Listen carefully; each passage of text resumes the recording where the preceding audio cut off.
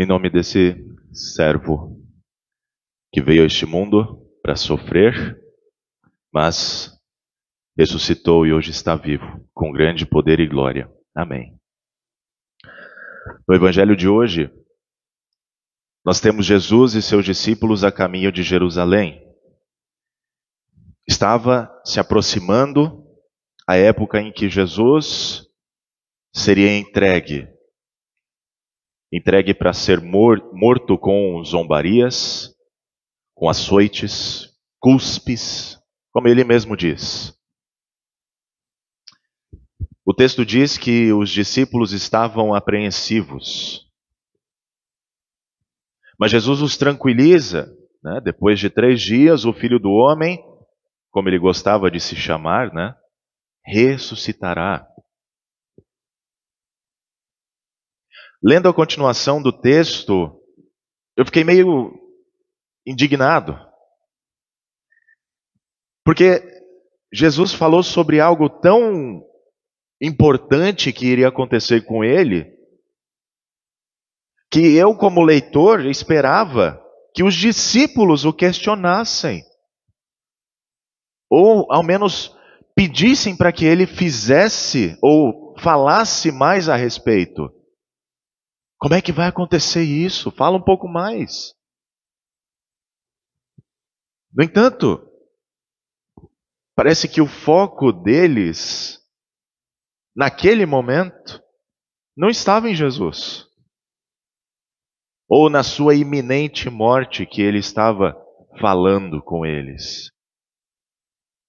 Em vez disso, Marcos nos mostra que Tiago e João tinham assuntos mais importantes para tratar com Jesus.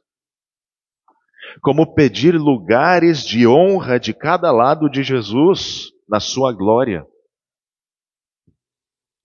E naquela época, se sentar ao lado do anfitrião era considerado um sinal de grau de importância, de status diante dos outros convidados. E daí eu fiquei, quanta falta de consideração com Jesus. Quanta arrogância. Eles estavam mais preocupados com eles do que com aquilo que Jesus lhes havia falado há pouco sobre sua morte e ressurreição.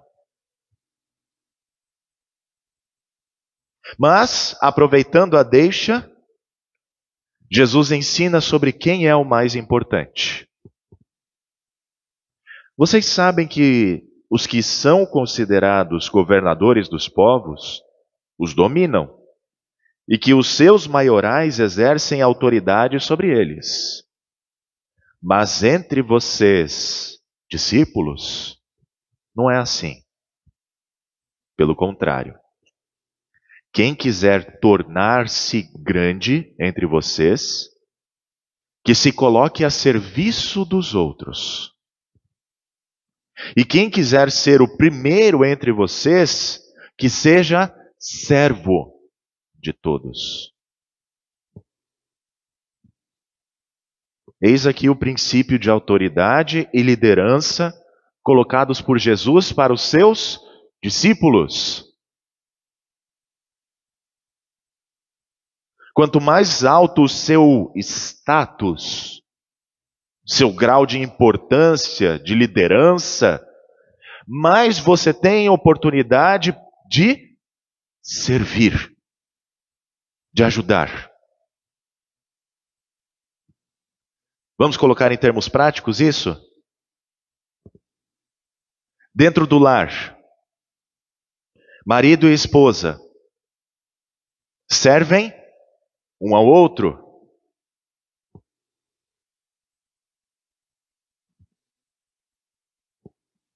Cada um de acordo com a função que tem, para o bem comum do casal. Se eles forem pais, eles têm autoridade sobre os filhos e devem servir aos seus filhos em amor, para que cresçam no temor do Senhor. E servir aqui não é mimar os filhos, é favorecer para que eles tenham condições de viver. Dentro da escola, professores, diretores, funcionários, eles servem para formar bons cidadãos.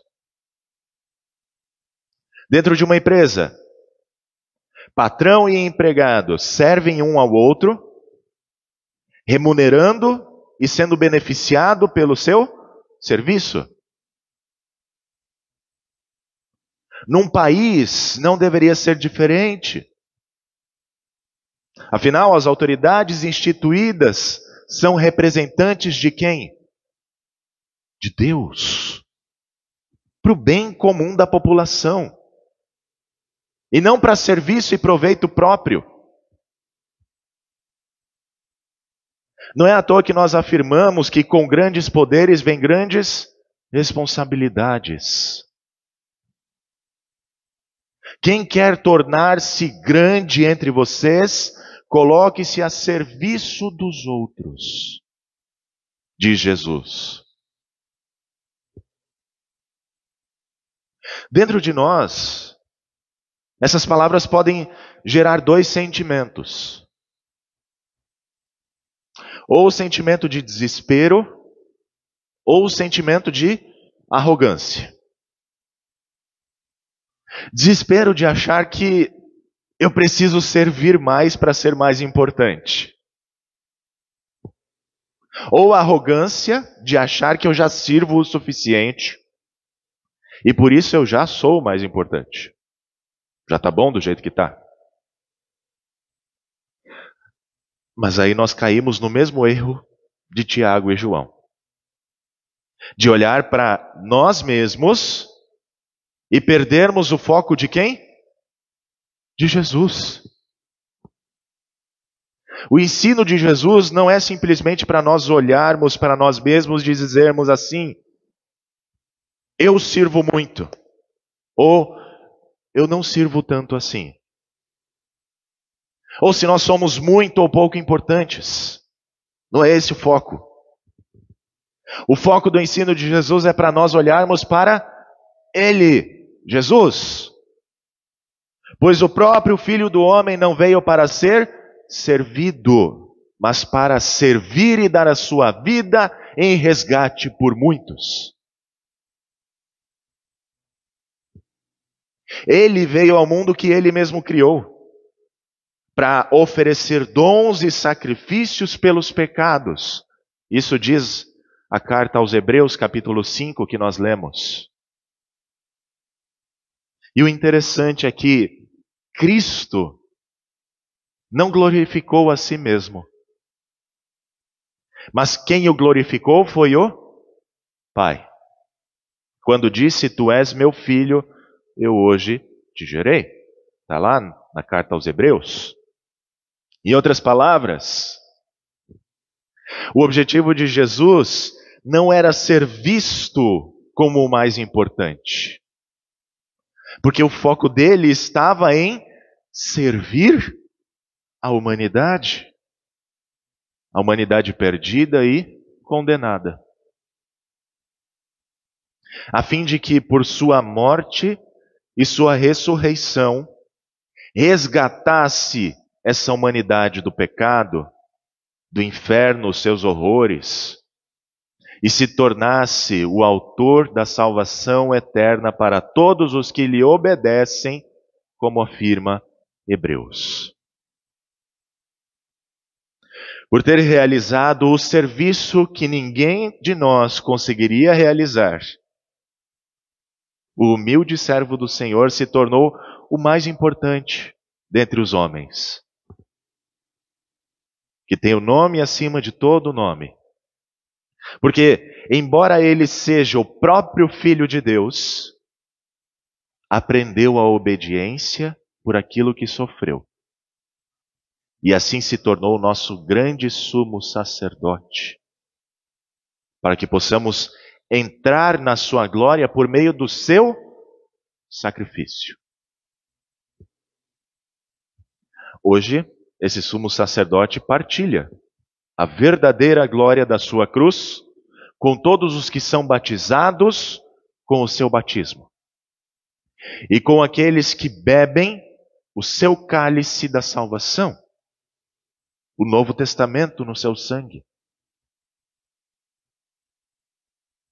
Por estes santos sacramentos do batismo e Santa Ceia, o Senhor Jesus serve a si mesmo ao seu povo, perdoando os seus pecados, se fazendo conhecido desde o menor até o maior, como afirma o profeta Jeremias. E para que o Senhor Jesus continue sendo conhecido e perdoando a muitos, a igreja, incluindo cada congregação cristã, é enviada por Jesus. Assim como o Pai me enviou, para quê? Para servir. Assim também vos envio para quê? Para servir, diz João capítulo 20. Enviada para onde? Enviado para o mundo. O mesmo mundo que Jesus resgatou. E o que é o mundo senão as nossas vocações diárias? Lar, escola, trabalho, sociedade, igreja. Em todos esses lugares nós somos chamados a servir. Por isso é importante lembrar que um servo ou uma serva de Jesus não se resume ao trabalho na igreja. O trabalho da igreja envolve todas as ações feitas em nome e por ordem de Jesus, para a glória de Deus e para o bem do próximo. Por isso tenhamos em mente que trocar as fraldas de um bebê ou cuidar de um idoso é um serviço tão grandioso quanto vir aqui à igreja cantar louvores a Deus. Que nós possamos olhar para essas nossas muitas vocações e sermos caprichosos naquilo que nós fizermos. Porque tudo é obra do Senhor por meio de nós. E que a nossa inspiração para servir com alegria e não com peso nas costas, seja sempre a maior e mais importante obra realizada pelo autor da nossa salvação eterna. Amém.